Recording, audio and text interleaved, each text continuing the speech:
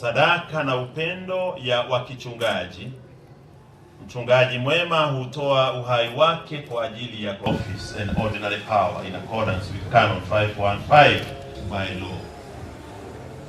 The prayer houses, theme of justice na usawa katika Kenya yetu is the right theme for this Lenten season, na inaguza mambo mingi sana kulingana na vile Bishop ametaja, up to and including the welfare and justice for the people of Kenya.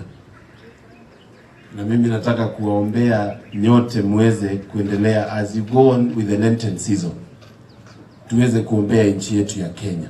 Watu wanaumia, watu wako na machungu, na vijana hasa watumiwe vizuri.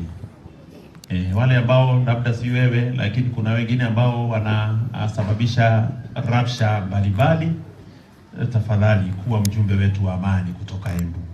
Sisi ujumbe wetu siku ya leo tunapoanzisha parokia hii, peleka ujumbe wa amani kwa wenzako, waambie the people want peace.